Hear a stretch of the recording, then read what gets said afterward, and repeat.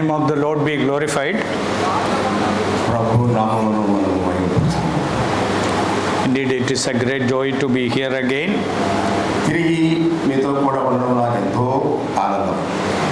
I am originally from Kerala,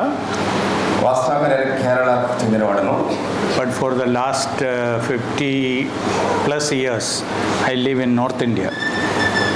గత 50 ఏళ్లకు పైగా ఉత్తర భారతదేశంలో పనిచేస్తున్నాను. There are various difficulties in North India now. నేడు ఉత్తర భారతదేశంలో చాలా క్లిష్టమైన పరిస్థితులు ఉన్నాయి. Slowly it is coming down to south also. తిన్నగా అది మన దక్షిణానికి కూడా వ్యాపిస్తూ ఉంది. And God is helping His people very much. దేవుడు తన ప్రజలకు ఎంతగానో సహాయం చేస్తున్నారు. There are restrictions for our gatherings. మనం కూడుకోవడానికి కూడా చాలా షరతులు ఉంచారు. But God is in control. అయితే దేవుడి సమస్తాన్ని తన స్వాధీనంలో ఉంచుకుని ఉన్నాడు.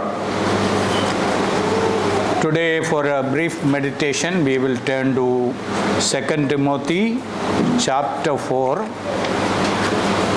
నేడు మన సంక్షిప్త ధ్యానం కొరకై పౌలు తిమోతికి రాసిన 2వ పత్రిక 4వ అధ్యాయానికి వద్దాం. We will read from verse 6 to 8. 6వ వచనం నుండి 8వ వచనం వరకు చదువుకుందాం. తిమోతికి రాసిన 2వ పత్రిక 4వ అధ్యాయం 6 నుండి 8 వరకు చదువుకుందాం. నేను ఇప్పుడే పానార్పణముగా పోయబడుచున్నాను. నేను వెడలిపోవు కాలము సమీపమై ఉన్నది. మంచి పోరాటము పోరాడి తిని నా పరుగు కడముట్టించి తిని విశ్వాసము కాపాడుకుంటుంది. ఇక మీదట నా కొరకు నీతి కిరీటం ఉంచబడి ఉన్నది. ఆ దినమందు నీతిగల న్యాయాధిపతి అయిన ప్రభు అది నాకు మాత్రమే కాకుండా తన ప్రత్యక్షతను అపేక్షించు వారికి అందరికీ అనుగ్రహించును.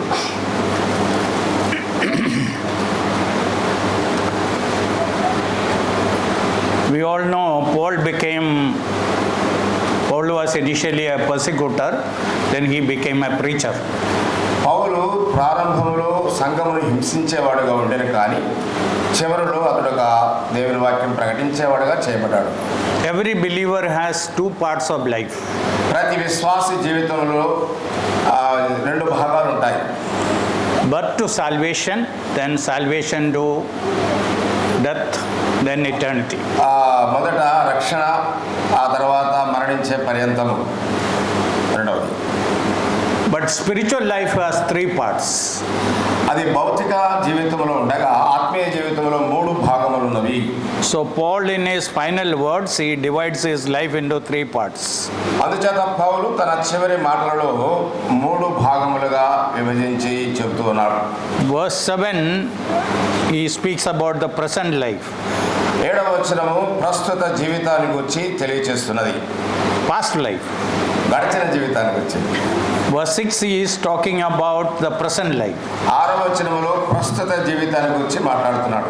Then verse 8 he is talking about the future life. 8వ వచనములో భవిష్యత్తును గురించి మాట్లాడుతున్నాడు. So every believer has 3 parts of life. ప్రతి విశ్వాసి జీవితంలో 3 భాగములు ఉన్నవి. Paul divides this past life into 3 parts. పౌలు తన చరిత్ర లేక తన జీవితాన్ని 3 భాగములుగా విభజించాడు. First he says I have fought a good fight. మొదటిగా చెప్తున్నాడు మంచి పోరాటము పోరాడి తిని. Secondly he says I have finished the race. రెండవదిగా చెప్తున్నాడు నా పరుగు కడముట్టించి తిని. Thirdly he says I kept the faith. మూడవదిగా విశ్వాసమును కాపాడుకుంటుని. To Paul Christian life was a fight. పౌలు తెలియజేసేదేమనగా క్రైస్తవ జీవితం అనేది పోరాటంతో కూడినది. Whom did he fight with? మనం ఎవరితో పోరాడుతున్నాం? The very moment a person accepts Christ, his war or his fight starts. ప్రభువుని అంగీకరించిన క్షణం నుండి యుద్ధం మొదలవుతుంది, పోరాటం. We have 3 enemies according to the Bible. పరిశుద్ధ గ్రంథమును అనుసరించి మనకు 3 శత్రువులు ఉన్నారు.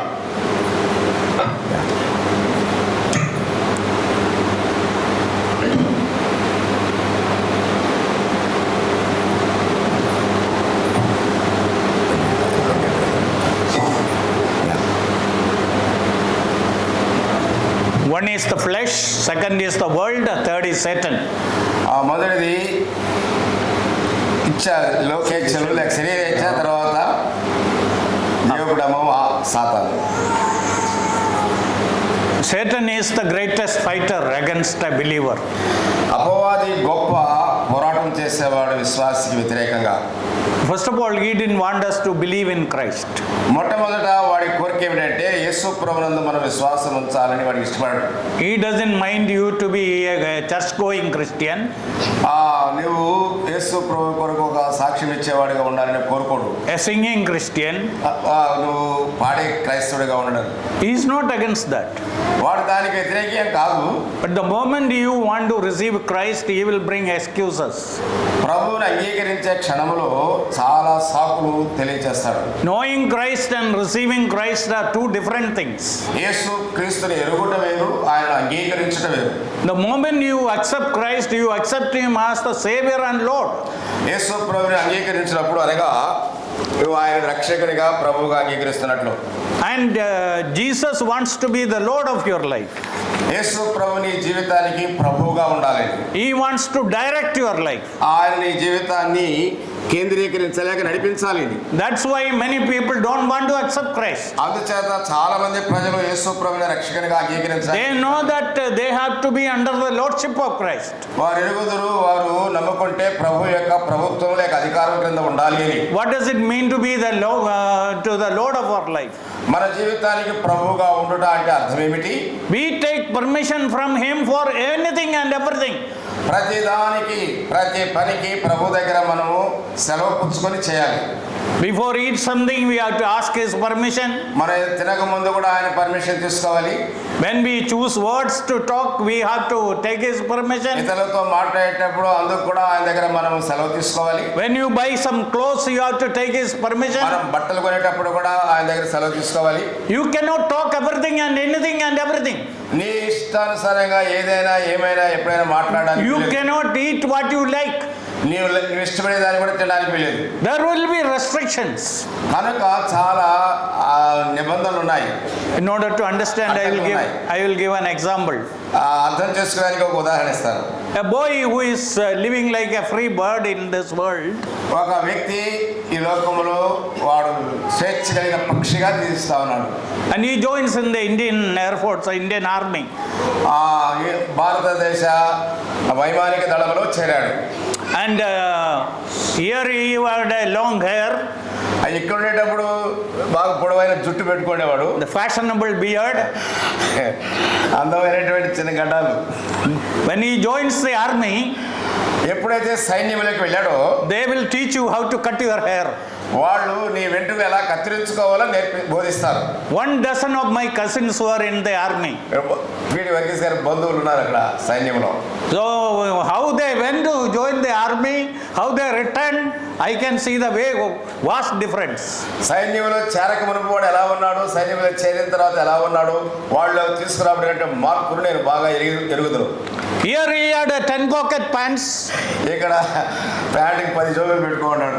There it is not going to work. The uniform you have to wear properly. అక్కడ ఆ బట్టలు వేసుకోవడానికి వెళ్ళలేదు. వాళ్ళు ఇచ్చేటువంటి నిర్దిష్టమైనటువంటి బట్టలు వేసుకోవాలి. Here he used to get up at 9 o'clock.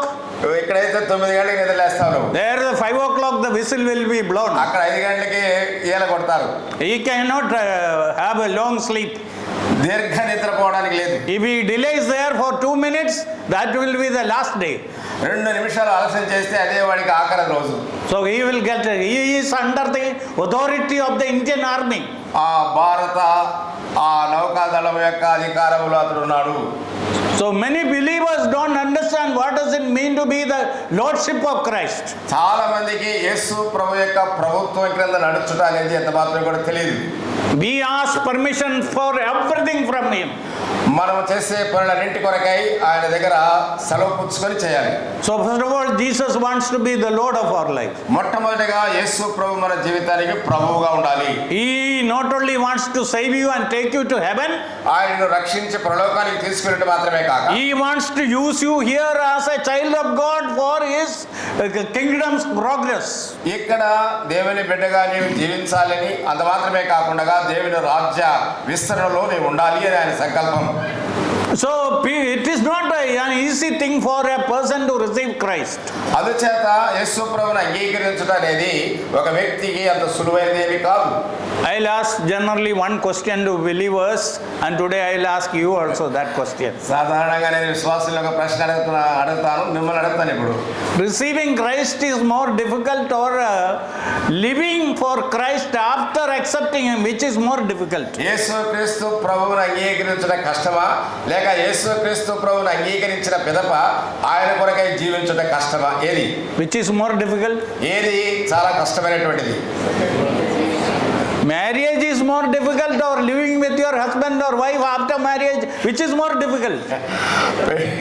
పెళ్లి చేసుకోవడం కష్టం కాదు, పెళ్లి చేసుకున్న తర్వాత భార్య భర్తలు కలిసి సాగిపోవడం చాలా కష్టతరం. I also lived with a woman for the last 46 years.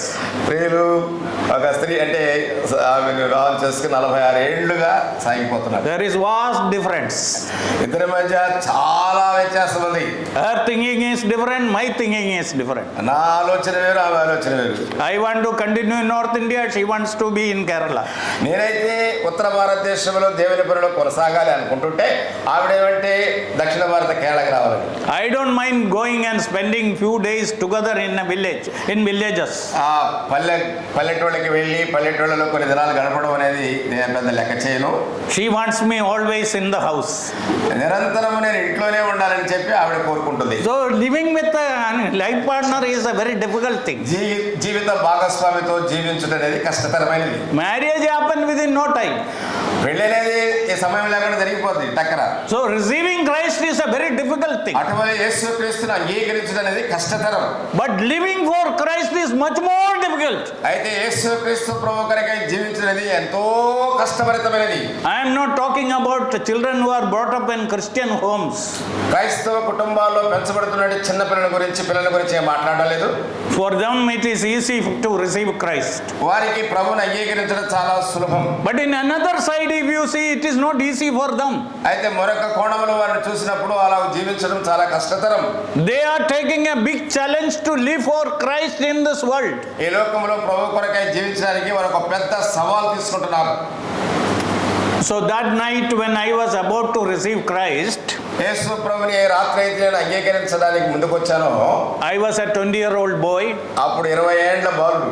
I lived a very free life. నేను స్వేచ్ఛా జీవితాన్ని జీవించేవాడిని. I never wanted my parents to control me in any way. ఏ రూపంలో కూడా నా తల్లిదండ్రులు నన్ను తమ స్వాధీనంలో ఉంచుకోవడానికి ఎంత మాత్రం ఇష్టపడేవాడిని కాదు. I used to earn money so much. డబ్బు బాగా సంపాదించాలనుకునేవాడిని. And I spend the money in the way I would live. I wanted. నేను కోరిన రీతిగా సంపాదించిన సొమ్మంతా కూడా ఖర్చు పెట్టాలనుకునేవాడిని. I lived like a prodigal son. నేను తప్పిపోయిన కుమారుని వలె జీవించాను. But praise God, at the age of 20 I had a big accident. దేవునికి స్తోత్రం, 20 ఏళ్ల ప్రాయంలో నాకు పెద్ద ప్రమాదం జరిగింది. And I was admitted in the hospital. హాస్పిటల్లో చేర్చబడ్డాను. So one man came there to buy medicine. అక్కడికి మందులు కొనడానికి ఒక వ్యక్తి వచ్చాడు. Since the door was opened, he came inside. నేనున్నటువంటి గది తలుపులు తెరచేయడం ద్వారా నా లోపలికి వచ్చాడు. And he asked me 2 questions. అతడు నన్ను 2 ప్రశ్నలు అడిగాడు. If you had died there when you met with the accident, where you would have been? నీకు ప్రమాదం జరిగినప్పుడు చనిపోయి ఉంటే నువ్వు ఎక్కడికి వెళ్ళి ఉండేవాడు? If you die today, where you will be? నేడు నువ్వు చనిపోతే ఎక్కడికి వెళ్తావు? Then he told me about Jesus Christ and need of accepting Him and receiving the forgiveness of sin. యేసుక్రీస్తు ప్రభువు గురించి చెప్పాడు. పాప క్షమాపణ ఎంత అవసరమో చెప్పాడు. ఆయన అంగీకరించడం ఏమిటో చెప్పాడు. I was not at all interested in that. నేనంత మాత్రం కూడా ఆ విషయాల్లో ఆసక్తి కనబరిచిన వాడను కాను. I was not interested in spiritual things. ఆత్మీయ విషయాల్లో ఎంత మాత్రం కూడా ఆసక్తి కలిగిన వాడను కాను. Though this man said, if you leave this world without Christ, you will go to eternal hell with your sins. ఈ లోకంలో యేసు ప్రభువును లేకుండా నువ్వు వెళ్ళిపోయినట్టే చనిపోయినట్టయితే నిత్య నరకాగ్నిగుండంలో ఉంటావు. But today, if you are ready to confess your sin, Jesus can take you to heaven. నేడు నీ పాపములు ఒప్పుకోవడానికి నువ్వు సిద్ధంగా ఉన్నట్టయితే నేడే ప్రభువు నిన్ను పరలోకానికి తీసుకెళ్ళగలడు. Then he said, I am leaving, but don't forget these 2 questions. నేనైతే వెళ్ళిపోతున్నానో ఈ 2 ప్రశ్నలు ఎంత మాత్రం కూడా మర్చిపోవద్దని చెప్పిపోయాడు. If you had died, where you would have gone? నీవు చనిపోయి ఉంటే అప్పుడే ఆ ప్రమాదం జరిగినప్పుడు ఎక్కడికి వెళ్ళి ఉండేవాడివి? If you die today, where you will go? నేడు నీవు చనిపోయినట్టయితే ఎక్కడికి వెళ్తావు? 10 days this question was troubling me. 10 రోజులు ఈ ప్రశ్న నన్ను ఎంతగానో కలవరపరిచాయి. And 10th day I was brought back home. ఆ 10 దినాల తర్వాత ఇంటికి నేను చేర్చబడ్డాను. Then somehow I could had an inner feeling to take my father's Bible and read. లోపల ఒక ఒత్తిడి, ఒక అనుభూతి, మా నాన్న పరిశుద్ధ గ్రంథాన్ని తీసుకొని నేను చదవాలి అని. In my home, my father was the only man who used to read Bible. మా ఇంటిలో మా నాన్నగారు మాత్రమే పరిశుద్ధ గ్రంథాన్ని చదివేవారు. My mother never used to go to any church. మా అమ్మగారు ఎన్నడూ కూడా ఏ విధమైన సంఘానికి వెళ్ళేది కాదు. And most of the children like mother because Sunday we can enjoy. అందుచేత తల్లి మార్గంలో నడిచే పిల్లలంతా కూడా ఆదివారం అంటే ఆనందంగా ఆడుకునేవాడు. That day, I saw that Bible on the table, and right from the morning, God started asking me, take the Bible and read, take the Bible and read. బల్ల మీద ఉంచబడినటువంటి పరిశుద్ధ గ్రంథం నాకు కనబడుతూ ఉంటుండగా దేవుడు తన ఆత్మ ద్వారా అపరిశుద్ధ గ్రంథాన్ని తీసుకో, దాన్ని చదువు అని ఒక ఒత్తిడి వచ్చింది. But every time Satan was stopping me. That is what I wanted to say. ప్రతిసారి బైబిల్ గ్రంథాన్ని తీసుకొని చదువు అంటుంటే అపవాది అడ్డగిస్తూ వచ్చాడు. అది నేను చెప్పాలనుకున్నాను. And your brothers and sisters will see that you are reading Bible. They tell the other relatives, other neighbors, and what a shameful thing it will be. నీవు బైబిల్ గ్రంథం చదువుతున్నావంటే అంటే అప్పట్లో నమ్మలేదు కాబట్టి బంధువులకి స్నేహితులకి ఇతరులకు చెప్తే అది ఒక సిగ్గుకరంగా ఉండేది. Don't read, just leave it. ఎంత మాత్రం చదవద్దు దాన్ని విడిచిపెట్టేయండి. But the inner urge was going on. ఆంతర్యంలో ఒక తొందర జరుగుతా ఉంది. Night I made a decision. రాత్రి ఒక తీర్మానం చేసుకున్నాను. Without anybody's knowledge, this night I am going to read Bible. ఎవరి యొక్క అనుభవం లేకుండా ఈ రాత్రి నేను బైబిల్ గ్రంథం చదవబోతున్నాను. I took a kerosene lamp. Kerosene దీపాలు అప్పట్లో. Then I took a match box. ఆ తర్వాత అగ్గిపెట్టి తీసుకున్నాను. And night 10 o'clock I took the Bible from my father's table without anybody's knowledge. I went to the place where I was sleeping. ఎవరికి తెలియకుండా మా నాన్నగారి బైబిల్ గ్రంథాన్ని నేను తీసుకొని నేను ఎక్కడ పడుకుంటానో అక్కడికి తీసుకెళ్ళిపోయాను. I waited for some more time to make sure that everybody slept in the home. నేనేమనుకోండి ఇంట్లో వాళ్ళందరూ కూడా విడిచి వెళ్ళినట్టుగా నేను ఒక్కడే ఉండాలనుకున్నట్టుగా భావించేంత వరకు బైబిల్ చదవలేదు. Probably by 10:30, 11 I opened the Bible. బహుశా 10:30-11 గంటల ప్రాంతంలో పరిశుద్ధ గ్రంథాన్ని తెరిచాను.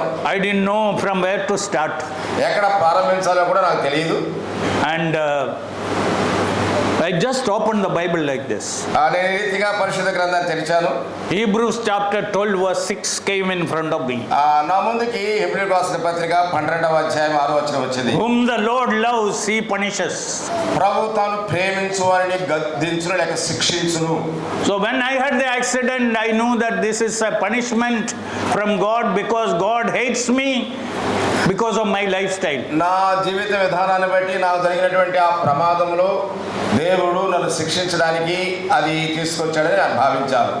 So here something I saw exactly opposite of my thinking. నా ఆలోచనకి సంపూర్ణంగా వ్యతిరేకమైనటువంటి మాట ఇక్కడ నాకు కనబడింది. God loves a person and he corrects or he punishes. ప్రభు తాను ప్రేమించు వారిని శిక్షించి స్వీకరించు ప్రతి వారిని దండించును. So I asked a question to God. ఆ ప్రశ్న దేవుని అడగను. How can you love me, a person like me? ఇటువంటి వాడిని నువ్వు ఎలా ప్రేమిస్తున్నావు దేవా అన్నట్లుగా. My own parents don't like me or love me. నా సొంత తల్లిదండ్రులను అంత మాత్రం కూడా ప్రేమించడం లేదు, నేనంటే ఇష్టపడడం లేదు. How can you love me? You know everything about me. నా జీవితం అంతా ఎరిగిన నీవు ఎలాగో నన్ను ప్రేమించగలవు? Then God gave me an answer. అప్పుడు దేవుడు నాకు ఒక జవాబు ఇచ్చాడు. If I could love a person like Apostle Paul, the greatest persecutor, I can love you also. గొప్ప హింసకుడైనటువంటి అపోస్తలుడైన పౌలుని నేను ప్రేమించగలిగితే నిన్నెందుకు ప్రేమించలేను అన్నట్టుగా జవాబు వచ్చింది. Then I was about to receive Christ. యేసు ప్రభువుని అంగీకరించబోయే సమయానికి వచ్చాను. Then Satan murmured in my ears. సాతాను నా చెవుల్లో గొడవతా ఉన్నాడు. Why you want to do it today itself? ఏమి ఈ రోజే చేయాలనా ఆ కార్యం? Do it slowly. నిదానంగా చేసుకోవచ్చులే అంటున్నాడు. Why you are in a hurry? ఎందుకు అంత త్వరపడుతున్నావు? If you want to receive, no, not today. There is no urgency. నువ్వు అంగీకరించాలనుకుంటే అంగీకరించవచ్చు, అంత అత్యవసరమే కాదు, చిన్నగా తర్వాత చేర్చుకోవచ్చు. That is first time Satan tried to stop me.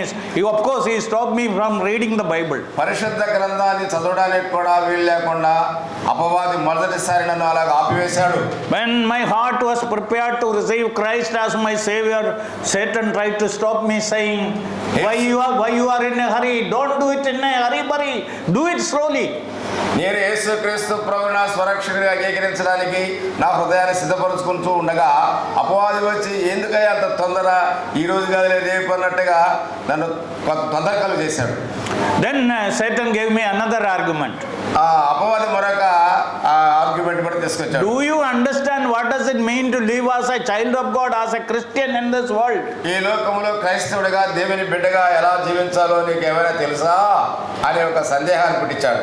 If you receive Christ today, నేడు యేసుక్రీస్తుని నీవు అంగీకరిస్తే you cannot smoke tomorrow, రేపు నువ్వు పొగదరడం లేదు, you cannot drink tomorrow, రేపు నువ్వు మద్యం సేవించడానికి, you cannot see cinema tomorrow, రేపు నుంచి సినిమా చూడడం లేదు, you cannot have wrong friendship tomorrow, చెడు వారితో స్నేహం చేయడానికి లేదు, you cannot speak what you like. నీ ఇష్టమైనట్టుగా మాట్లాడడానికి Your life will be so restricted.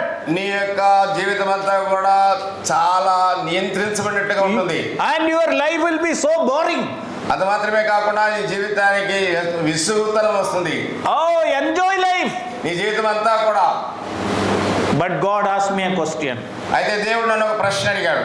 If you had died there, you would have gone to hell. అక్కడే నువ్వు చనిపోయి ఉంటే నువ్వు నరకానికి వెళ్ళేవాడివి. Who knows tomorrow is yours? రేపు నీదని ఎవరికి తెలుసు? Don't delay your salvation. రక్షణ విషయంలో ఆలస్యం చేయవద్దు. And the argument was going from both the sides. అలాగూ అంతరంగంలో అలాంటి వాదోపవాదాలు జరుగుతూ ఉన్నాయి. Finally, I knelt down. చివరిగా నేను మోకరించాను. Nobody was in my room. నా గదిలో ఎవరూ లేరు. I was alone in the presence of God. దేవుని సన్నిధిలో నేను ఒంటరిగా ఉన్నాను. I said to Jesus like this. యేసుకి ఇలా చెప్పాను. This 20 years I lived the way I wanted. ఈ 20 ఏళ్లుగా నా ఇష్టానుసారంగా జీవించాను. I wasted my life. నా జీవితాన్ని వ్యర్థం చేసుకున్నాను. If I had died there, I would have gone to hell with my అక్కడే sin. నేను చనిపోయి ఉంటే నరకాగ్నిలోనికి వెళ్ళిపోయేవాడిని. I don't want to go to hell with my sins. నా పాపములతో నరకానికి వెళ్ళడం ఎంత మాత్రం కూడా ఇష్టం లేదు. Save me now. నేడే రక్షించు. Rest of my life is yours. నా మిగతా జీవితం అంతా నీకే అంకితం. Now onwards, you be the director of my life. ఇక నుంచి నా జీవితానికి నావికుడు నీవే. I didn't know that this prayer is going to transform my life completely. నా జీవితాన్ని సంపూర్ణంగా మార్చబోయే ప్రార్థనని ఎంత మాత్రం కూడా ఊహించలేదు. That is how my Christian life started. అలాగే నా క్రైస్తవ జీవితం ప్రారంభమైంది. That day Satan became my enemy. ఆ దినాల నుంచి అపవాది నాకు శత్రువు అయిపోయాడు. And till then he was using me as his slave. ఇప్పటికి కూడా వాడు తన కొరకైనటువంటి ఒక దాసుడిగా చేస్తున్నాడు. And then Satan did not stop there, keeping me in the present condition. అలాంటి స్థితిలో అపవాదులను ఉంచడానికి ఎంత మాత్రం కూడా ఇష్టపడలేదు. Satan tried to stop me from growing spiritually. ఆత్మీయంగా ఎదగడానికి అపవాది అడ్డగిస్తున్నాడు. When I realized what is Christian baptism, క్రైస్తవ బాప్తిజం అంటే ఏమిటో నేను గుర్తించినప్పుడు, real by biblical baptism, scriptural baptism, లేఖనానుసారంగా పరిశుద్ధ గ్రంథంలో చెప్పబడిన బాప్తిజం ఏమిటో నిజంగా తెలుసుకోవడానికి, oh, he started arguing with me. నాతో వాడు వాదించడం మొదలుపెట్టాడు. There is only one baptism in the Bible. పరిశుద్ధ గ్రంథంలో ఒకే ఒక బాప్తిజం ఎక్కడ ఉందన్నాడు. You have already received that baptism. నువ్వు ఇంత ముందే బాప్తిజం తీసుకున్నావు కదా. So he tried to stop me. అందువల్ల అలా ఆపడానికి ప్రయత్నించాడు. Then when I wanted to go for God's work, ఆ దేవుని పనికి నేను వెళ్ళాలనుకుంటుంటే, he said, you know, you can serve God with your job. With your job. నీ ఉద్యోగంతో నీవు దేవుని సేవ చేయవచ్చు, ఎందుకు ప్రత్యేకంగా సేవకి వెళ్తావన్నాడు. Why you want to be a full-time worker? ఎందుచేత నువ్వు సంపూర్ణంగా దేవుని సేవకు సమర్పించుకోవాలనుకుంటున్నావు. So lot of things Satan tried to stop me. అపవాది నన్ను ఆపివేయడానికి నానా రకాలైనటువంటి అనేక విషయాల ముందుకు తీసుకొచ్చాడు. I tell you, every day Christian life is a fight. నేను చెప్తున్నాను, ప్రతి దినము క్రైస్తవ జీవితం అనేది పోరాటాలతో నిండినది. Morning itself it starts. ఉదయం నుంచి ప్రారంభమవుతుంది అది. When you get up in the morning, ఉదయకాలంలో లేచినప్పుడు to have prayer or no prayer, it's a fight. ఆ ప్రార్థన ఉండాలా లేదా ఉండకూడదా అనేదే పోరాటం. What Satan will say today's world? లోకంలో నేడు అపవాది ఏం చెప్తాడంటే, take the mobile and see is there any missed call or any WhatsApp messages or anything. You see that one. నిద్ర లేచిన తర్వాత ముందు మొబైల్ ఫోన్ తీసుకొని మెసేజ్లు వచ్చాయి, వాట్సాప్లో వచ్చాయి, ఇవి చూసుకోమంటాడు. You don't have that problem? ఆ సమస్య ఉందా మీకు? Every day I have problem. ప్రతి దినం ఆ సమస్య ఉంటుంది. Instead of praying, kneeling down, come on, go and see your mobile. ఎందుకయ్యా మోకరిస్తా పోయి మొబైల్ చూసుకో కమ్మగా. Who knows Narendra Modi is calling you from Delhi? Narendra Modi Delhi నుంచి నేను పేరు పెట్టి పిలుస్తా ఉన్నాడని ఎవరికి తెలుసు? ఇంకే పిలుస్తున్నాడు. So urgent. అంత అత్యవసరం. Satan is fooling all the believers. పిల్లరా ఇలా విశ్వాసులు అందరినీ కూడా అపవాది వెర్రివారి చేస్తా ఉన్నాడు. Then afterwards you want to read the Bible. ఆ తర్వాత నువ్వు పరిశుద్ధ గ్రంథం చదవాలని Then Satan will put something in your mind. నీ మనసులో అపవాది ఏదో ఒకటి తెచ్చి పెడతాడు. Sometimes you will get a shout from your wife from kitchen.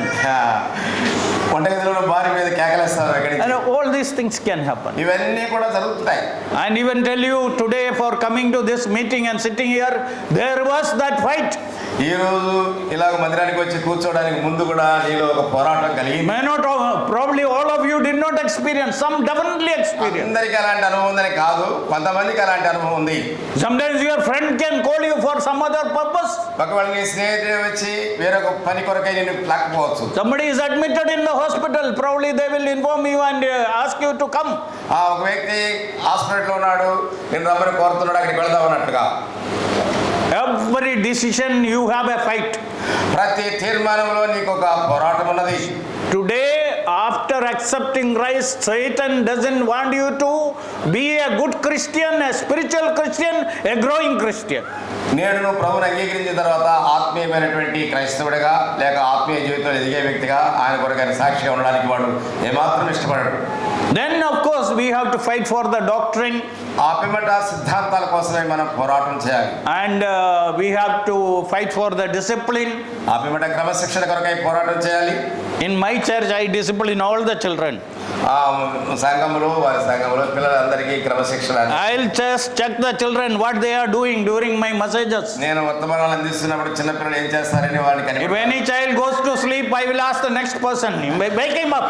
పిల్లలు నిద్రపోయాడు అనుకోండి, పక్కన లేపరు వాడిని. One preacher was preaching. ఒక బోధకుడు బోధిస్తా ఉన్నాడు. He found one person in front of him sleeping. ఆయన ముందే ఒక వ్యక్తి నిద్రపోవడం చూశాడంట. So he asked the next person to wake him up. పక్కన అడిగంట వాడిని మేల్కొల్పోయా లేపోయాని. Then that man said, మనిషి ఏం చెప్పాడంటే, you only put him to sleep, you go and wake him up. నీ బోధని ప్రసంగమని జోలబెట్టి నిద్రపోతూ నువ్వు వచ్చి లేకపోయానంట. But preacher should be careful. ప్రసంగికుడు చాలా జాగ్రత్త పడాలి. Whether people are listening or not. ప్రజలు వింటున్నారా లేదా అనేది.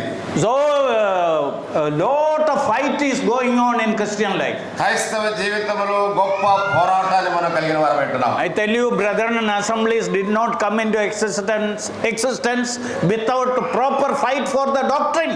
సిద్ధాంతం కొరకై మన సహవాసంలో ఉన్న వారు పోరాడకపోతే రాబోయే దినాల్లో కనుమరుగైపోతాయి మన సంఘాలు. Some believers decided, our ancestors decided, we are going to live by this book.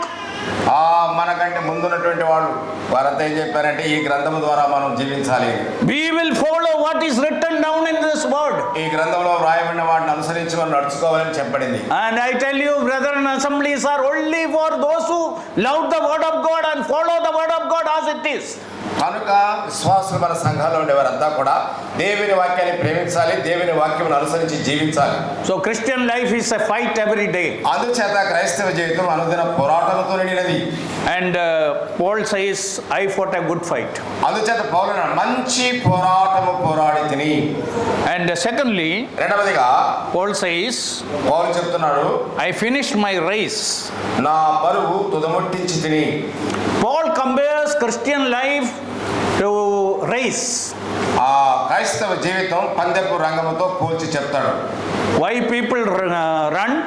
ఎందుకు ప్రజలు పరిగెత్తారు లేక వారు ఆటగాడు. You have seen people running. ప్రజలు పరిగెత్తడం చూస్తున్నాం కదా. You go to the railway station. Railway స్టేషన్కి వెళదాం అనుకో. You go to the hospital. హాస్పిటల్కి వెళదాం. You see lot of people are running here and there. ఆయా స్థలాల్లో వాళ్ళు పరిగెత్తుతూ ఉంటారు. Why they run? ఎందుకు ఎవరు పరిగెత్తున్నారు? Time less, distance more, then people run. దూరం చాలా దూరంగా ఉంది ఆ స్థలము, సమయం తక్కువగా ఉంది కాబట్టి పరిగెత్తే కానీ పట్టుకోలేమన్నట్టుగా. Train is about to leave, then people run. రైలు బయలుదేరి వెళ్ళిపోతుంది కాబట్టి ప్రజలు పరిగెడతా ఉన్నారు ఎక్కడానికి. If they delay, they will miss the train. ఆలస్యమైతే ఆ యొక్క రైలు ఎక్కలేక పోగొట్టుకుంటారు. Why people run in the hospital? Hospital ఎందుకు ప్రజలు పరిగెస్తున్నారు? One person's life can be saved by running. అలాగ పరిగెత్తి ఆయనకు అందించవలసిన ఔషధాలు అందిస్తే ఆ వ్యక్తి యొక్క జీవితాన్ని కాపాడగలం. Time is short, distance is more. కాలము చాలా సంకుచితంగా ఉంది, దూరం ఏమో అత్యధికంగా ఉంది. What Paul is trying to teach us? పౌలు మనకేం బోధించనన్నాడు? Christian life, you have to run, you have to go a long distance. ఆ క్రైస్తవ జీవితం అంటే పరిగెత్తాలి, బహు దూరం పరిగెత్తాలి. By walking you cannot reach where you are supposed to reach. నడక ద్వారా ఎంత మాత్రం కూడా గురిని నీవు చేరుకోలేవు. You have to speed up. అందుచేత వేగవంతం చేయాలి. So to Paul it was a race. పౌలు జీవితంలో అది ఒక పందెపు పోరాటంగా వర్ణించారు. I often wondered where did he get all this time to do all what he did. ఇవన్నీ కూడా పౌలు చేయడానికి ఎక్కడి నుంచి సమయం ఇవన్నీ పొందాడనే ఆలోచన వస్తుంది. And he was constantly traveling, ఎడతెగక ప్రయాణాలు చేస్తూనే ఉన్నాడు. preaching, teaching, counseling, encouraging. ప్రకటించట, బోధించట, పురికొల్పట, ప్రోత్సహించట. In addition to that, he has written this wonderful 14 New Testament books. ఇలా కార్యక్రమాల్లో నిండుకుపోయిన వాడే సమయం లేకపోయినా కూడా కొత్త నిబంధనలు అనేక గ్రంథాలు రాశాడు ఆయన. One man in his lifetime did so much. ఒక్క వ్యక్తి తన జీవితంలో ఎంతో చేశాడు. So I will encourage all of us to speed up in spiritual life. అందుచేత మన ఆత్మీయ జీవితాల్లో కూడా వేగవంతం చేయాలని చెప్పి నేను ప్రోత్సహిస్తున్నాను. God expects us to do many things in this world. లోకములో ఏది చేయాలని దేవుడు మన ద్వారా ఎదురు చూస్తున్నాడు. Time is less, distance is more. దూరం చాలా ఉంది, సమయం తక్కువగా ఉంది. So that is second thing about Paul. As far as Christian life is concerned, it was a race. పౌలు క్రైస్తవ జీవితం పోరాటంతో కూడిందని చెప్తూ పందెపు రంగంలో రెండవ సంగతి చెప్పాడు. Then thirdly he says, మూడవదిగా ఆయన చెప్తున్నాడు, I have kept the faith. విశ్వాసమును కాపాడుకుంటుని. It is not talking about salvation faith. రక్షణ విశ్వాసం కాదని. There are 4 kinds of faith in the Bible. పరిశుద్ధ గ్రంథములో 4 రకాలైనటువంటి విశ్వాసములు ఉన్నవి. Intellectual faith. మన తెలివితో కూడినటువంటి విశ్వాసం. Before you accept Christ, you need to know intellectually in your brain who Christ is. యేసు క్రీస్తు ప్రభువుని అంగీకరించక ముందు నీకున్నటువంటి మెదడుతో ఆలోచించేసి ఆయన ఎవరో యోచించి ఆయనను చేర్చుకోవడం. And you have to believe he is the Son of God, he is the Savior of the world, he is the only one who can save. You have to believe intellectually. నీకున్నటువంటి జ్ఞానమును బట్టి ఆయన దేవుని కుమారుడని, దేవుని చేత పంపబడినవాడని, ఆయన రక్షకుడని నమ్మడం. Secondly, there is saving faith. రెండవది రక్షించే విశ్వాసము. You gave yourself to Christ. నీవు క్రీస్తుకు అప్పగించుకున్నావు. This Christ alone can take me to heaven. ఈ క్రీస్తు మాత్రమే నన్ను పరలోకానికి తీసుకెళ్లగలడు. Whenever I explain this to Sunday school children, I will use this example. చిన్న పిల్లలకి పాఠాలు చేసేటప్పుడు ఈ చిన్న ఉదాహరణ చెప్తాను. Suppose you want to go from Nellore to Mumbai. ఒకవేళ నీవు నెల్లూరు నుంచి బొంబాయికి వెళ్ళాలనుకుంటున్నావు. You went to the station, railway స్టేషన్కి వెళ్ళావు, purchased the ticket, కొనుక్కున్నావు, went to the right platform, A platform నుంచి ఆ రైలు బయలుదేరుతుంది కొనుక్కున్నావు, waited for the right train, ఆ సరైనటువంటి రైలు కోసం వేచి ఉంటా. finally the train reached. చివరిగా ఆ రైలు పట్టుకోవడం. You will reach Bombay or not? నీవు అట్లా చేస్తే బొంబాయికి వెళ్ళగలవా లేదా? You will reach or not? పోతావా లేదా? Why? You have to board the train. నీవు రైలుకి వెళ్ళాలి. You have to give yourself to the train. నీవు ఆ రైలుకి అంకితం చేసుకోవాలి. And that is saving faith. అదే రక్షించే విశ్వాసం. When you go, you inside the train, you say in your mind like this. నీవు రైలు లోపలికి వెళ్ళిన తర్వాత నీ మనసులో ఎట్లా అనుకుంటావు? After 24 hours tomorrow, this train can take me to Mumbai city. 24 గంటల తర్వాత బొంబాయి పట్టణంలోనికి రైలు నన్ను తీసుకెళ్తుంది. I am here, you take me. నేను ఇక్కడ ఉన్నాను, ఓ రైలు నన్ను తీసుకెళ్ళు. That is saving faith. అది రక్షించే విశ్వాసం. You gave yourself yourself completely to Christ. సంపూర్ణంగా నేను క్రీస్తుకి సమర్పించుకుంటా. Then thirdly, there is doctrinal faith. మూడవది సిద్ధాంతపరమైన విశ్వాసం. We not only just believed Christ as our Savior and stop there, we believe the Word of God and the doctrines of the Word of God. We believe those things. That is called a doctrinal faith. యేసు క్రీస్తు ప్రభువుని స్వరక్షకునిగా అంగీకరించి ఆ విశ్వాసములు అందరితో ఆగిపోకుండా లేఖనాల్లో ఉన్నటువంటి వాక్య సంబంధమైన సిద్ధాంతాల కొరకై మనం త్రవ్వి చూడాలి. Fourthly, there is practical faith. Every day you live by faith. అది అభ్యసించే విశ్వాసం అనుదినం. Christian life is not a bed of roses. క్రైస్తవ జీవితము గులాబీ పుష్పాల పార్పు కాదు. Don't think that there will not be any problem. ఎన్నడూ నాకు సమస్యలు ఉండవని ఎన్నడూ ఆలోచించొద్దు, అనుకోవద్దు. As long as we are here in this world, we will have problem just like other people. ప్రియులారా, లోకములో ఉన్నంత వరకు ఇతరుల వలె మనకు కూడా సమస్యలు ఉంటాయి. But what is the difference? అయితే వారికి మనకున్న వ్యత్యాసం ఏమిటి? Psalm 23 we read like this. కీర్తన 23 ఇలా చదువుతాను. Though I walk through the valley of the shadow of death, I will fear no evil, because you are with me. గాఢాంధకారపు లోయలో నేను సంచరించును, ఏ అపాయమునకు భయపడను, నీవు నాకు తోడేదు, నీ దుడ్డు కర్రయు దండమును నన్ను ఆదరించును. We have a person to help us in our problem. మన సమస్యలో సహాయం చేయడానికి ఒక వ్యక్తి మనకున్నాడు. We have a place to go with our problems. మన సమస్యను తీసుకెళ్ళడానికి ఒక స్థలం కూడా ఉంది మనకు. That is the difference between a believer and an unbeliever. అదే విశ్వాసికి అవిశ్వాసికి ఉన్న తేడా. We should take every problem to the presence of Christ. ప్రతి సమస్యను దేవుని సన్నిధికి తీసుకెళ్ళాలి మనం. So Christian life is a stewardship. God has entrusted lot of truth to us. క్రైస్తవ జీవితం అనేది గృహ నిర్వాహకత్వంతో పోల్చబడింది. దేవుడు సిద్ధాంతపరమైన సత్యాలు అనేకములు మనకు అప్పగించాడు. I do not come from brethren background. నేను బ్రదరన్ సహవాసం నుండి రాలేదు. I was baptized in a Jacobite church. అక్కడ యాకోబు సంఘం అని ఉంటుంది, జాకోబైట్స్ అంటారు వాళ్ళు. Grew up in a Marthoma church. ఆ తర్వాత మార్తోమా సంఘంలో పెరిగాను. I was working with Operation Mobilization and interdenominational group. అంటే అంతర్జాతీయంగా మత శాఖలతో ప్రమేయం లేనటువంటి ఆపరేషన్ మొబిలైజేషన్ అనేటువంటి సంస్థలో దేవుని పని చేశాను. Then I went to Pentecostal group. ఆ తర్వాత పెంతెకోస్తల గుంపులోకి వెళ్ళాను. Finally I came to the brethren. చివరిగా ఈ సహవాసానికి వచ్చాను, సహోదర సహోదరు. And I tell you, Pentecostal people offered me lot of big things. పెంతెకోస్తలు చాలా ఇస్తామని చెప్పి బ్రదర్ని ఆహ్వానించారు. We will give you a good accommodation. నీకు మంచి వసతి ఇస్తాం. Pastorship of a big church. ఒక పెద్ద సంఘానికి పాస్టర్గా చేస్తాం. A lot of money. కావాల్సినంత డబ్బు. American visa. అమెరికాకి వెళ్ళడానికి వీసా. Everything they offered. అన్ని కూడా నీకు ఇస్తాను. You know what all the brethren offered to me? అయితే సహోదరులు సహవాసం ఏమిచ్చింది? Nothing. ఏం లేదు. But the Lord helped me to continue with the brethren all this year. అయితే ప్రభు ఈ గడిచిన సంవత్సరాలన్నిటిలో కూడా ఈ సహవాసంలో సాగిపోవడానికి సహాయం చేస్తున్నాడు. I am with the brethren because I am convinced what we believe is 100% according to the word of God. నేను ఈ సహవాసంలో ఉండడానికి ప్రధానమైన కారణం ఏమనగా దేవుని వాక్యమును 100% అనుసరించేవారు అన్న ఒక్క కారణంతోనే.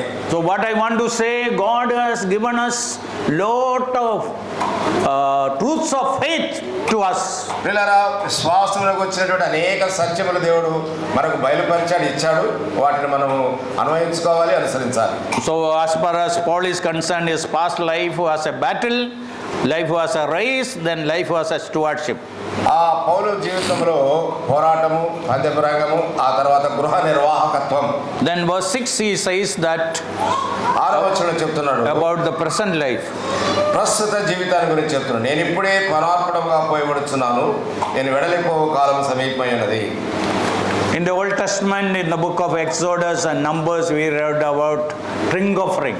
ఆ నిర్గమకాండంలోను లేవియకాండంలోను పరార్పణం అనే సత్యాన్ని మనం చూడగలం. During the sacrifice time, when it reaches to the end, they will pour wine and oil. వాళ్ళు అర్పణ అర్పించే ఆఖరి సమయంలో ఆ అర్పణ మీద వారు ద్రాక్షరసాన్ని పోస్తారు. Paul knows that he is going to be killed. He is going to be beheaded. పౌలుకి చంపబడతాడని, తల తీసివేయబడదని తెలుసు. What he says, here I am going to offer my life completely, fully to the Lord here. పౌలు చెప్తున్నాడు, సంపూర్ణంగా నా జీవితాన్ని అంతటినీ కూడా ప్రభువుకి నేను సమర్పించుకోవడానికి ఇష్టపడుతున్నాను. Nero is not going to kill me. I am going to offer my life to the Lord. నీరు ఎంత మాత్రం నా జీవితాన్ని లేక నన్ను చంపబోడు, నా జీవితాన్ని నేనే ప్రభువుకి పరార్పణముగా అర్పిస్తున్నాను. Secondly, he said, రెండవదిగా ఆయన చెప్పాడు, my departure is at hand. నేను వెడలిపు కాలము సమీపమై ఉన్నది. If you go to the railway station, railway station మనం వెళితే you can see two boards. రెండు పట్టిలాగా ఉంటాయి. I think in Nellore also it is there. Departure, arrival. రైలు ఏ సమయంలో వస్తుంది, ఏ సమయంలో ఇక్కడి నుంచి వదిలి వెళుతుంది, ఈ రెండు ఉంటాయి. Departure. This word departure has a great meaning. వెడలిపోవుట అనే పదములో గొప్ప అర్థం ఉన్నది. And this speaks about four things in olden times. పాత దినాలలో 4 సంగతులు తెలియజెప్పి, When the ship is leaving one shore and going to the other shore, they will say departure. పడవ లేక నౌక ఈ ఒడ్డు నుంచి ఆ ఒడ్డుకు వెళ్ళేటప్పుడు వదిలిపెట్టినటువంటి ఆ సమయాన్ని వెడలిపోవట అంటారు. What Paul meant is that I am not going to leave this place and not going to reach anywhere. If the moment I leave, I am traveling towards the other side of life, that is heaven. పౌలు యొక్క ఉద్దేశం ఏంటంటే, ఈ గట్టున లేక ఈ ఒడ్డు నేను వదిలిపెట్టిన తర్వాత నా ముందు ఏమీ లేదు అని చెప్పలేదు, కానీ ఈ ఒడ్డును విడిచిపెట్టి అవతల ఒడ్డుకి నేను వెళ్ళిన తర్వాత నాకు ఒక ప్రకాశమానమైనటువంటి. So first it is sailors use this word. ఒకటి ఉన్నదండి, ఆయన ఈ విషయాల గురించి చెప్తూ నావికుడు ప్రయాణం చేసేవాడి గురించి చెప్పాడు. Secondly, farmers use this word. రెండవదిగా ఈ పదాన్ని వ్యవసాయదారులు కూడా ఉపయోగిస్తారు. Bullocks were used to plow the land for the whole day.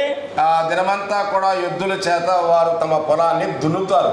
Or pull the luggage. లేక బరువులు మోయడానికి బండి అలా ఎద్దులు కట్టి నడిపిస్తారు. And evening when the bullocks are brought, సాయంకాలం అవి ఇంటికి వచ్చిన తర్వాత ఎద్దులు, that man lifts the yoke కాడి పైకెత్తాడు ఆయన, and says to the bullocks, ఆ యొక్క ఎద్దులకి ఇలా చెప్తాడు, the whole day you labored for me, దినమంతా మీరు నా కోసం ఎంతో ప్రయాసపడారు, and grass and water is ready there. మీ కొరకైనటువంటి గడ్డి నీళ్లు సిద్ధంగా ఉన్నాయి. Eat and drink and go and rest. బాగా తినండి, త్రాగండి, విశ్రాంతి పొందండి. When a believer leaves this world, విశ్వాసి ఈ లోకాన్ని విడిచినప్పుడు he goes for rest. అతడు విశ్రాంతిలో ప్రవేశిస్తాడు. You all might have heard, during funeral time, generally it's a practice that we read Revelation chapter 14 verse 13. సాధారణంగా మన వాళ్ళు చనిపోయినప్పుడు భూస్థాపన కార్యక్రమంలో ప్రకటన గ్రంథం 14:13 మనం చెప్తాం. How many of you know that verse? మీరు ఎంతమందిగా వచ్చరవచ్చు? 14:13 Revelation. Read it. చెప్పాలి. అంతటా ఇప్పటి నుండి ప్రభునందు మృతులందు ధన్యులని వ్రాయబడి చెప్పుకుంటారంటే, Blessed are those who die in the Lord. ప్రభునందు మృతులు ధన్యులు. Let them go and take rest. వారు తమ విశ్రాంతిలో ప్రవేశిస్తున్నారు. Then your works will follow you. వారు తమ ప్రయాసమాని. 3 things are mentioned there. అక్కడ 3 విషయాలు పొందుపరచబడ్డాయి. Blessed are those who die in the Lord. ప్రభువునందు నిద్రించేవారు ధన్యులు. Then you go and rest. Let them labor. Let them rest from their labor. వారు తమ ప్రయాసలు మాని విశ్రాంతి పొందుదురు. And your works will follow you. వారి క్రియలు వారి వెంట పోవని ఆత్మ చెప్తున్నాడు. So when a believer leaves, he will go for rest. ఆ విశ్వాసి లోకాన్ని విడిచిన తర్వాత విశ్రాంతిలో ప్రవేశిస్తాడు. Thirdly, this is a word used by the pilgrims. యాత్రికునికి కూడా ఈ పదం వాడబడింది. People who lived in the tent. గుడారములో నివసించేవారు. When they move from one place to another place, they will untie the tent. గుడారాల్లో ఉండేవారు పరదేశంగా ఉంటారు. వారు ఈ ఊరికి వచ్చారు, ఇక్కడ ఉన్నారు, ఇక్కడ నుంచి వేరే ఊరు వెళ్ళాలంటే ఆ గుడారాన్ని సంపూర్ణంగా తీసుకొని మూట కట్టుకొని వెళ్ళాలి. So Paul wants to say, I was a tent dweller here, but I am moving out, I am going from here. పౌలు చెప్తున్నాడు, నేను ఈ లోకంలో ఈ గుడారంలో నివసిస్తున్నాను, ఈ గుడారాన్ని విడిచిపెట్టి నేను ముందుకు వెళ్ళిపోతున్నాను. Fourthly, it is a prisoner's word. నాలుగవది ఖైదీలకు ఉపయోగించే పదం అది. A prisoner who completed his sentence in the jail. ఒక ఖైదీ తనకు విధించబడినటువంటి ఆ శిక్షా కాలము జైల్లో ముగించుకున్న తర్వాత Finally, the day of release, అతన్ని విడిపించే దినం వచ్చినప్పుడు the authorities go to him అధికారులు అతని దగ్గరికి వెళ్తారు and says that today you are free, come out of the prison, go home. నేడు నీవు స్వాతంత్రం పొందుతున్నావు, ఈ చెరసాలలో నుంచి వెలుపలికి వెళ్ళిపోము. So that is the word Paul is using. పౌలు ఉపయోగించినటువంటి పదము దాని యొక్క భావం ఇదే. Paul says that I am leaving this world, but I know where I am going. నేను ఈ లోకాన్ని విడిచిపెడితే నేను ఎక్కడికి వెళ్తున్నానో నాకు తెలుసు అంటున్నాడు. You know, Christians or believers are the only people who know where we are going from here, what will happen after this life. కేవలం ఈ లోకములో క్రైస్తవులకు మాత్రమే తెలిసిన సత్యం ఏంటంటే ఈ లోకాన్ని విడిచిపెడితే వారు ఎక్కడికి వెళుతున్నారో ఎక్కడ ఉండబోతున్నారో అన్నది. We live in this country. మనం ఈ దేశంలో జీవిస్తుండగా You know what we hear from childhood. ఆ బాల్యం నుండి మనం వినే మాటలు ఏంటంటే Today you are a human being. నేడు నువ్వు మానవుడిగా ఉన్నావు, In the next life, what you will become, nobody knows. ఈ చచ్చిపోయిన తర్వాత రెండో జన్మ ఉంటుంది, దాంట్లో నువ్వు ఎట్ట పడతావో తెలియదు అన్నట్టుగా. You can become a rat, you can become a cat, you can become a bat. What you will become, nobody knows. చచ్చిపోయిన తర్వాత రెండో జన్మలో ఎలుగు కావచ్చు, లేక పిల్లి కావచ్చు, లేకపోతే ఇంకేదైనా కావచ్చు, అట్లాంటి అవతారం అంటారు వాళ్ళు. So life is a cycle, birth, death, it is continuing. వాళ్ళు చెప్పేది అంటే జీవితం అంటే పుట్టడం చనిపోవడం మళ్ళా పుట్టడం చనిపోవడం, అదొక వలయములాగా చెప్తారు. One day my neighbor was showing me a pig and asked me like this. ఒక దినాన పొరుగువాడు పందిని చూపించి అలా అడిగాడు. Those days in Ahmedabad, pig was very common on the street. ఆ దినాల్లో అహ్మదాబాద్లో వీధుల వెంబడి పందులు విస్తారంగా ఉండేవి. So he said, Varghese, why did this pig born as a pig? It might have committed some serious sin in the past life. Verghese గారు, ఇది ఎందుకు పందిగా పుట్టిందంటే గత జీవితంలో ఏదో తప్పు చేసింది, అందుకని పందిగా దేవుడు పుట్టించాడు అన్నాడు. So you may become anything. అలాగే నువ్వు కూడా ఏమైనా కావచ్చు అని వాళ్ళు చెప్తారు. What does the Bible teach? అయితే బైబిల్ ఏం బోధిస్తుంది? The moment you leave this world, you are present with Christ.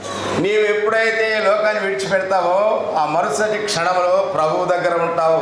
Jesus said to the thief on the cross, today you shall be with me in the paradise. యేసుక్రీస్తు శిలువలో వేలాడుతుండగా ఆ నేరస్తుడు అన్నాడు, నేడే నీవు నాతో కూడా పరదేశంలో ఉందువు. When Jesus spoke about the rich man and Lazarus, he said when Lazarus died, the angels of heaven came and took him to Abraham's bosom. ప్రభు ధనవంతుడు లాజరు గురించి మాట్లాడుతూ ఇలా చెప్పాడు, ఈ దరిద్రుడు చనిపోయి దేవదూతల చేత అబ్రహామును ఆనుకున్నట్టు కొనిపోబడెను. If you are a human being, eternally you are going to remain as a human being. నువ్వు మానవుడిగా ఉంటే నిత్యత్వం నువ్వు మానవుడిగానే ఉంటావు. Only problem, either you are on the bad side of eternity or the good side of eternity. ఒకటే సమస్య ఏంటంటే మంచి వైపునగా నిత్యత్వం వైపున్నావా లేకపోతే చెడుగా నాశనం వైపున్నావా అని. If you accepted Christ, you can go to heaven with Christ. నీవు యేసుక్రీస్తుని అంగీకరించినట్లయితే ఆ క్రీస్తుతో కూడా పరలోకానికి వెళ్ళగలవు. Then what we hear in India, another thing, భారతదేశంలో మనం వినే మరొక మాట ఏంటంటే with death, life will be disintegrated. అంటే చనిపోయిన తర్వాత It will go into parts. మన దేహం ముక్కలైపోతుందని. So we are made of 5 elements. మనము ఈ 5 వాటితో నిర్మించబడ్డాం. And we will merge into these 5 elements. వీటిని మనం దాటిపోతామని. They are earth, భూమి, heaven, ఆకాశము, fire, అగ్ని, water, నీరు, air. గాలి. So you Panjabhut. Yeah. It is not. It is called Panjabhut. So you will merge into this 5 elements, and you are gone. You are not there. Existence is over. చనిపోయిన తర్వాత నీవు ఈ పంచభూతములతో కలిసిపోతావు కాబట్టి నిన్ను కూర్చున్నటువంటి జ్ఞాపకాలు ఏమాత్రము ఉండవు. Praise God. Bible says that you are going to remain eternally as a human being. దేవునికి స్తోత్రములు. ప్రభు నమ్మినటువంటి ఆయన పిల్లలు చనిపోతే నిత్యత్వంలో మనం అలాగే ఉంటాం. Either you will be in heaven with Christ or you will be in hell with your sins. నీ పాపములతో నువ్వు నరకంలోనైనా ఉంటావు, లేక ప్రభుతో కూడా పరలోకంలోనైనా ఉంటావు. If you are not a child of God, decide today. నీవు ఇంకా దేవుని బిడ్డ కాకపోతే నేడే తీర్మానం చేసుకో. Don't postpone your salvation. దయచేసి నీ రక్షణను వాయిదా వేసుకోవద్దు. Tomorrow is not yours. రేపటి దినం అనేది నీది కాదు. Who knows what will happen on tomorrow? రేపటి దినం ఏమి సంభవించునో ఎవరికి తెలుసు? Anything can happen on the roads. మనం రోడ్లో పోతుండగా ఏమైనా మనకు సంభవించవచ్చు. Yesterday I saw a video. నేను ఒక వీడియో చూశాను. One pastor was baptizing. Pastor గారు బాప్టిజం ఇస్తున్నాడు. In the water, the pastor had a heart attack, died there. Baptism pastor గారికి గుండె హృద్రోగం వచ్చి గుండె ఆగి చనిపోయాడు. So that is life. Anything can happen. ఏదైనా సంభవించవచ్చు, మనకు తెలియదు. There is no guarantee. మనకు గ్యారెంటీ అనేది లేదు. And better you commit your life as early as possible. అందుచేత ఎంత వీలైతే అంత త్వరగా నీ జీవితాన్ని ప్రభువుకు అంకితం చేసుకో. Now the last thing. చివరిది. The verse 8 says the future things. 8వ వచనం భవిష్యత్తును గురించి తెలియజేపేదిగా ఉంది. ఇక మీదట నా కొరకు నీతి కిరీటం ఉంచబడి ఉన్నది. ఆ దినమందు నీతి గల న్యాయాధిపతి అయిన ప్రభువు అది నాకు మాత్రమే కాకుండా తన ప్రత్యక్షతను అపేక్షించు వారందరికీ అనుగ్రహించును. In this verse, the most important thing which attracted me is my righteous judge. పిల్లరా, ఇది ఈ వాక్యంలో నన్ను ఎంతగానో ఆకర్షించింది ఏంటంటే నీతి కిరీటం నా కొరకు ఉంచబడినది. నీతి గల న్యాయాధిపతి, నీతి కిరీటం నా కొరకు ఉంచబడినది. The righteous king, righteous judge. నీతి గల న్యాయాధిపతి. However, the judges in all these courts, ఆ కోర్టులో నేడు మనం చూసే న్యాయమూర్తులు ఎట్టివారో తెలుసు కదా. many of the Supreme Court judges are not sincere. Supreme కోర్టులో ఉన్నటువంటి అనేక మంది న్యాయమూర్తులు In India we know the cases, they are biased. మనం భారతదేశంలో అనేక కేసుల విషయంలో వారు ఎలాగో they are influenced. వారి మీద ఏదో ఒక ఒత్తిడి ప్రభావం. They are bribed. వారు లంచం తీసుకుంటారు. There are many cases in this country. అలాంటి కేసులు చాలా ఉన్నాయి మన దేశంలో. Where people are supposed to get justice, they are not doing justice. వాస్తవానికి ప్రజలు న్యాయం కొరకే కోర్టుకు వెళితే అక్కడ వారికి న్యాయం దొరకడం లేదు. In this world you get justice or not? ఈ లోకంలో నీకు న్యాయం దొరుకుతుందా లేదా? There is a righteous king. అక్కడ నీతి గల న్యాయాధిపతి ఉన్నాడు. And he is the only righteous king. ఆయన మాత్రమే ఒక్కడే నీతి గల న్యాయాధిపతి. We are going to meet that king very soon. అదే త్వరలో నీతి గల న్యాయాధిపతిని మనం కలుసుకోబోతున్నాం. We are all going to stand before him. మనమందరం కూడా ఎదుట నిలువనై ఉన్నాం. Our whole life will be examined by that righteous judge. ఆ నీతి గల న్యాయాధిపతి ఎదుట మన సంపూర్ణమైన జీవితం పరీక్షించబడుతుంది. What you did for him, probably people do not know, but he knows, he remembers, he is going to reward you that day. ఒకవేళ ఆ జీవితంలో నువ్వేం చేసావో ఆయన కొరకు లేకపోతే ప్రజలకు తెలియకపోవచ్చు, కానీ నీవు చేసినవన్నీ ఎరిగినవాడు ఆయన. Jesus is the righteous judge. క్రీస్తు యేసు నీతి గల న్యాయాధిపతి. Secondly, he will give you the crown of righteousness. అంతేకాదు, రెండవదిగా ఆయన నీతి కిరీటం ఇచ్చేవాడు. You are going to get lot of rewards. నీకు ఎన్నో బహుమతులు ఉన్నాయి అక్కడ. Don't think that for everything we get rewards here itself. ఇక్కడే మనకు బహుమానాలు దొరుకుతాయని అన్నడం ఆలోచించొద్దు. Definitely the Lord will give. నిశ్చయముగా దేవుడు ఈ లోకంలో ఉండగా బహుమానాలు ఇస్తాడు. He is a faithful God. ఆయన నమ్మదగిన దేవుడు. If you give your time, your money, your energy, your life for the Lord, he is a faithful God. He remembers. ఈ లోకంలో జీవిస్తుండగా నీ సమయాన్ని, సొమ్ముని, సంపదని, సమస్తానికి అప్పగిస్తే తప్పకుండా దేవుడు నీకు బహుమతులు ఇస్తాడు. How many of you know this verse in Hebrews chapter 6 verse 10? మీరు ఎంతమందికి హెబ్రీ 6:10 తెలుసు? Hebrews 6:10. 6:10 హెబ్రీయులకు రాసిన పత్రిక. మీరు చేసిన కార్యమును మీరు పరిశుద్ధులకు ఉపచారము చేసి ఇంకనూ ఉపచారము చేస్తున్న చేత తన నామమును బట్టి చూపిన ప్రేమను మరచుటకు దేవుడు అన్యాయస్తుడు కాడు. God is not unjust. unjust. దేవుడు అన్యాయస్తుడు కాడు. He cannot forget what you did for him. ఆయన కొరకే నువ్వేం చేసావు ఎంత మాత్రం కూడా ఆయన మర్చిపోయేవాడు కాదు. Our own children sometimes ask us, మన సొంత పిల్లలే కొన్నిసార్లు మనం అడుగుతారు, what you did for us? ఏం చేసావు నువ్వు మాకు? I asked my parents, వాళ్ళ నాన్న తల్లిదండ్రులు అడిగాంట. but I stopped the day I became my father. I understand. When I started bringing up 3 children, I understood how much was the burden and the pain of bringing 7 children together. మా కుటుంబంలో 7 మంది ఉండేవాళ్ళు. మా నాన్న అడిగారు కదా, నాకు దేవుడు ఇచ్చిన 3 పిల్లల్ని పెంచే విషయంలో ఎంత కష్టం ఉందో, ఎంత ప్రయాసతో కూడా ఉందో ఎరిగి నేను గమ్మైపోయాను. So before I became my father, I used to ask them several times, what did you did for me? తండ్రిని అయిన తర్వాత నేను కూడా ఏం చేశారు మీరు నాకు అని అనేక సార్లు అడిగాను. But Jesus is a faithful judge. యేసయ్య నమ్మకమైన న్యాయాధిపతి. He knows everything what you did for him. ఆయన నిమిత్తమై నువ్వు చేసిన ప్రతిదీ ఆయన ఎరుగును. If you gave your money, your time, your talents, your house, your car for the work of God, you are not going to be a loser. One day you will be honored and rewarded. ప్రభు నీకు ఇచ్చినటువంటి సొమ్ము, సమయము, నీకు ఇచ్చినటువంటి ఇల్లు, నీకు ఇచ్చినటువంటి car, నీకు ఇచ్చిన వాటన్నింటినీ ఆయన కొరకై నువ్వు వెచ్చిస్తే, ఉపయోగిస్తే దానికి తగిన ఫలితం ఆయన ఇచ్చేవాడు ఉన్నాడు. He is going to give us lot of rewards. అనేక బహుమానాలు ఆయన మనకి ఇవ్వనై ఉన్నాడు. When the Bible ends, ఆ పరిశుద్ధ గ్రంథము ముగింపులో ఈ మాట చదువుతాం. chapter 22 of Revelation, 22వ అధ్యాయం ప్రకటన గ్రంథం verse 12.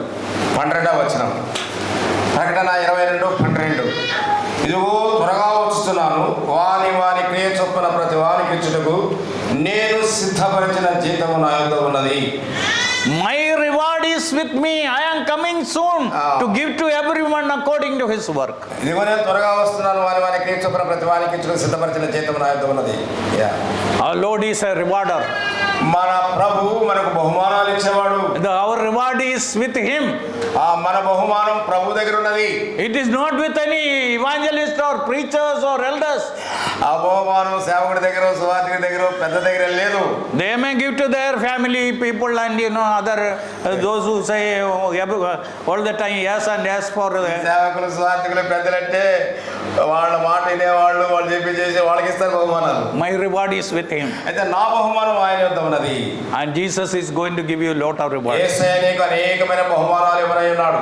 Here he is going to give you the crown of righteousness. ఇక్కడ నీతి కిరీటం ఇవ్వబోతున్నాడు. This is for whom? ఎవరికి నీతి కిరీటము? Those who wait for his coming. తన ప్రత్యక్షతను అపేక్షించే వారందరికీ అనుగ్రహించును. When is the last time you prayed that Lord please come? ఎప్పుడు చివరిగా ప్రభువా రమ్మని ప్రార్థన చేశావు? When there is lot of trouble, sometimes you might have prayed. ఎన్నో సమస్యలు, చిక్కుల మధ్య అట్లా చేసి ఉండొచ్చు, ప్రభువా నువ్వు తొందరగా వచ్చి సమస్యలు ఉండవు కదా అని. When everything goes very well, will you be able to say, Lord, don't delay your coming, come soon? అన్ని సుఖవంతంగా కలిసి వచ్చి సాగిపోతా ఉంటే అప్పుడు చెప్పలేము మాట ప్రభువా త్వరగా. Now when this war started in the Middle East, ఆ మధ్య ప్రాచ్యంలో యుద్ధం ప్రారంభమైన తర్వాత many people ask me, is this the end? Jesus is going to come soon. ఇదేనా అంతము, యేసుక్రీస్తు ప్రభువు త్వరలో రానయ్యున్నాడా అని అడిగారు. Before the war started, why they didn't ask? Before the war did not start, why they did not ask? యుద్ధం ప్రారంభం కాకముందు ఎందుకు అడగకూడదు వాళ్ళు? And tomorrow the war is over, everything become peaceful, harmful, again we will live that lazy life. ఆ యుద్ధం ముగిసిన తర్వాత తిరిగి మన పరిస్థితులు సమకూర్చబడి సాధారణంగా స్థితికి వస్తే మళ్ళీ మామూలు అయిపోతాము. Let us pray every day, Lord come soon. ప్రభు యొక్క రాకడ కొరకు ఎదురు చూడము, అడగము, ప్రార్థించము. You know how the Bible ends? ఆ పరిశుద్ధ గ్రంథం ముగింపు తెలుసు కదా? It ends with a promise. ఒక వాగ్దానంతో ముగించబడింది. It ends with a prayer. అదొక ప్రార్థనతో ముగించబడింది. It ends with a blessing. ఒక ఆశీర్వాదంతో We ముగించబడింది. will read that and I will close. అది మనం చదివి ముగిస్తాం. Jesus says that, behold, I come quickly. ప్రభు చెప్పాడు, ఇదిగో నేను త్వరగా వచ్చుచున్నాను. That is the promise. అదొక వాగ్దానం. That is the response. What is the prayer? ఆ మన ప్రార్థనకి అది ప్రతిఫలముగా, Amen, come Lord Jesus soon. ఆ ప్రభువైన యేసు రమ్ము, ఆమేన్. Then there is a blessing. అదొక ఆశీర్వాదం. What is that? అదేమిటి? May the grace of the Lord be with you. ఆ దేవుని కృప మీకు తోడైయుండును గాక. So I just briefly shared with you the life of Paul in his last part of his life, the last words of Paul. అపోస్తలుడైన పౌలు తన జీవితం యొక్క అంతములో ముగింపులో ఆయన అనుభవాలు, ఆయన సాక్ష్యము, ఆయన ఉద్దేశాలు, ఆయనకున్న గురి, ఆయన పొందబోయే బహుమానం వాటన్నింటి గురించి చెప్పి He just looked back to his life మనం వెనుదిరిగి ఆయన జీవితాన్ని చూస్తే and he said, I fought a good fight, I finished my race, I kept the faith. నేను మంచి పోరాటం పోరాడితే నా పరుగు తుదపట్టించని విశ్వాసమును కాపాడుకుంటే Looking to the present life, he said, I am ready to be offered as a drink offering and my departure is at hand. ప్రస్తుత జీవితాన్ని గురించి ఇలా చెప్పి నేను ఇప్పుడే పరార్పణముగా పోయబడుతున్నాను. Looking to the future, and he said, భవిష్యత్తును గురించి ఇలా చెప్పాడు. and my righteous judge is going to give me lot of rewards, the crown of righteousness, not only to me, all who waited, expected, looking for his second coming. నా పోరాటం ముగించాను, నీతి కిరీటం నా కొరకు ఉంచబడినది. ఆ దినమందు నీతి గల న్యాయాధిపతి అయిన ప్రభువు అది నాకు మాత్రమే కాకుండా తన ప్రత్యక్షతను అపేక్షించే వారందరికీ అనుగ్రహించని చెప్పాడు. Our king is going to come soon. మన రాజు అతి త్వరలో రానయ్యున్నాడు. For the last 2000 years, గడిచిన 2000 సంవత్సరాలుగా Christians knowingly or unknowingly prayed like this, Lord, let your kingdom come. ఆ క్రైస్తవులు తెలిసో తెలియకో ఇట్లా ప్రార్థన చేశారు, పరలోకమందు మా తండ్రి రాజ్యం వచ్చును గాక. So one day the Lord is going to fulfill his promise. ఒక దినమున ఆయన వాగ్దానాన్ని నెరవేర్చనయ్యున్నాడు. Jesus will come back. యేసయ్య తిరిగి వస్తాడు. But we do not know whether we are the last generation. మనకైతే తెలియదు, మనమే ఆఖరి తరం వారమేమో.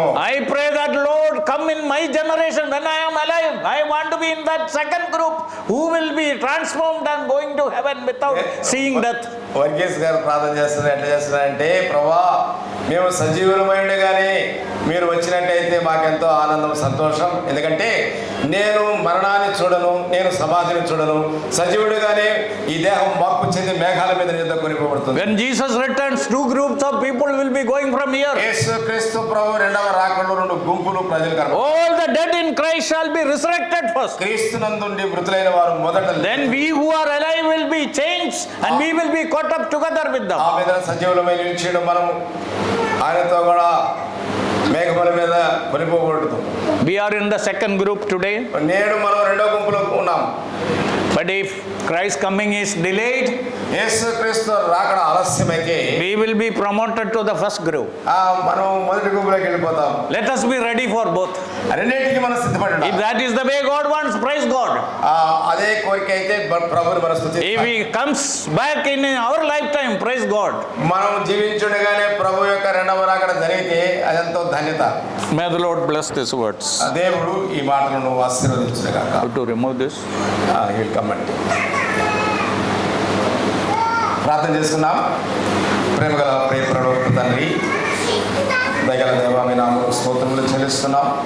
పాపాత్మమైన ఇచ్చిన ఆశీర్వాదం జోగుచూనమును ప్రేమించి మీ ప్రియ కుమారుని మా కొరకై భూలోకమునకు పంపారు. ఆ ప్రియ ప్రభు మా నిమిత్తమై తను తాను ఎంతగానో తగ్గించుకొని మరణం పొందినంతగానగా, సులువు మరణం పొందినంతగా విధేయత చూపిన వాడై కల్వరిలో మా కొరకై నలిగిపోయిన వాడుగా తన మూల్యమైన రక్తమును ఆఖరి పెట్టి వరకు కాచి ఆ రక్తం చేత మనం కొని కడిగి శుద్ధీకరించి సొత్తుగా చేసి నిడదల కాచినందుకై వందనములు. మా కొరకై మరణించి అగాధంలో దిగిపోయి తిరిగి లేచి ఆరోహణై ప్రలోకమునికి వెళ్ళిన సంగతి జ్ఞాపకం చేసుకుంటున్నాం. మా ప్రియులు మీ దాసులు పీటి వర్గీస్ గారి మమ్మల్ని తీసుకుని వచ్చి ఈ ఉదయకాలపు వేళ పౌలు జీవితాన్ని మా ముందుంచినందుకే మీకు స్తోత్రములు చెల్లిస్తున్నాం. పౌలు జీవితంలో 3 కాలములు, 3 అనుభవాలు.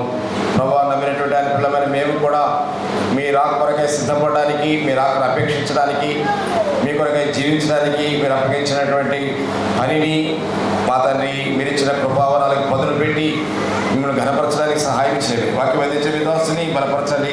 అటువంటి నాకు మీరు ఇచ్చిన సహాయం పెట్టుకొని స్తుతిస్తున్నాం. సాయంకాలం విడుదల కూడి కొరకు మనం సిద్ధం చేయమని చదవెడుతుండగా మీ తోడు మాకు ఉంచుదురుగా కానీ ఘనత మహిమ ప్రభావములు మీకే చెల్లిస్తూ యేసునాథుని పేరును స్తుతించి ప్రార్థిస్తున్నాం తండ్రి. ఆమేన్.